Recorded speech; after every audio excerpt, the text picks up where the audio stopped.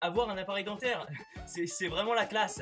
Qu'est-ce que je raconte? C'est vrai qu'à notre époque, la majorité des jeunes ayant entre 12 et 17 ans ont des dents de merde. Non mais je te jure, je suis sûr, tu regardes derrière nos dents, c'est marqué Made in China. Je sais pas ce qu'ils avaient les Chinois, mais on peut dire qu'ils avaient une dent contre nous. Et du coup, tout ça, ça nous oblige à aller chez l'orthodontiste. Non mais je sais ce que vous êtes en train de vous dire. Vous vous dites, ouais, l'orthodontiste, c'est un médecin comme un autre, y a pas de raison d'avoir peur ni rien.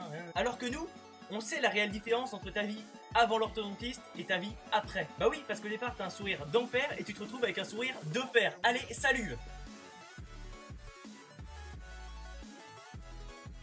Alors déjà, t'as le premier rendez-vous où ton orthodontiste t'explique, après avoir pris l'empreinte de tes dents, ce qu'il compte faire. Alors quand il t'explique sur la maquette qu'il a faite de tes dents en 3D, il te dit tellement un charabia que tu comprends rien. Toi, t'es à côté et tu fais genre que tu comprends. Voilà, faut pas le vexer. C'est son métier. Alors, tout d'abord, nous allons mettre 2 élastiques au niveau des canines de sorte à ce qu'elles soient bien alignées.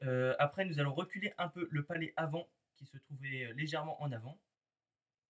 Et donc après, bah, freestyle, on va retourner le truc et puis voilà. Et on dirait un requin blanc. Voilà. Et puis après 3-4 rendez-vous de ce style-là, vous fixez une date pour poser l'appareil. Je me rappelle que le matin même de la pose de l'appareil, ma mère avait fait de son mieux pour me rassurer. Ce qui a vite, mais alors très vite, dégénéré.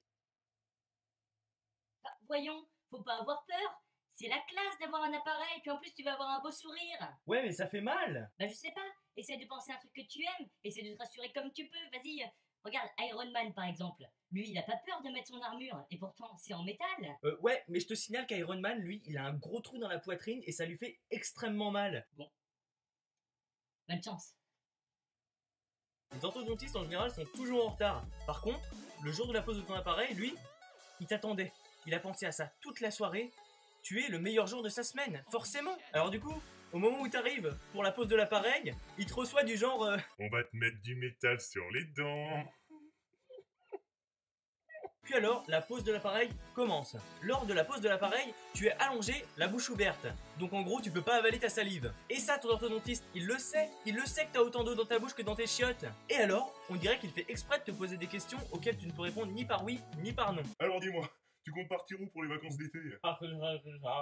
Ok, ça marche. Une fois qu'il t'a posé ton appareil, tu as un petit temps où tu peux poser certaines questions. Et alors, il te pose une question que tous les porteurs d'appareils connaissent.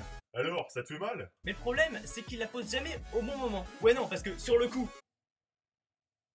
LOL. Non, parce que sur le coup, t'as pas mal. Mais ce que tu sais pas, c'est que tu vas morfler pendant toute la semaine qui vient.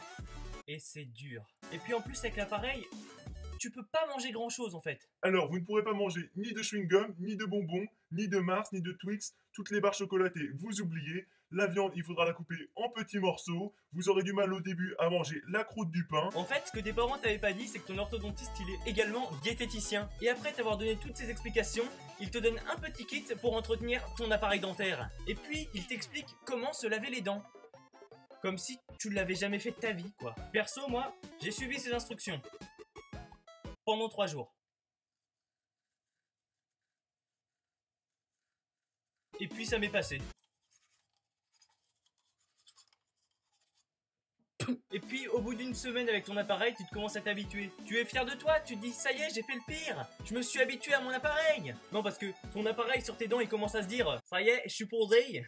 Et puis ton orthodontiste te rappelle pour un deuxième rendez-vous. Et à ce deuxième rendez-vous, il te resserre l'arc en métal le long de ton appareil. Et ça fait, disons, 3 fois plus mal que quand il te l'a posé. Et puis pour ceux qui savent pas, on dit toujours avoir des bagues. Alors que ça ne s'appelle même pas des bagues. Le terme exact, c'est des braquettes. Non, parce que ce mec-là, il a des bagues. Ce mec-là, il a des braquettes. Sérieux, avoir un appareil dentaire, ça peut avoir des répercussions sur ta scolarité. Eh Thomas, Ouais. il passe à quelle heure le train? Non, parce que t'as un peu des rails sur les dents là. Voilà, c'est déjà la fin de ma vidéo. J'espère qu'elle vous aura plu. Tu peux mettre un pouce bleu, t'abonner et vous pouvez également aller voir la chaîne de mon ami Hugo Vurbier qui met des musiques en ligne pour vous. Voilà. Et n'oubliez pas, comme disait ma mère, avoir un appareil dentaire, c'est trop la classe.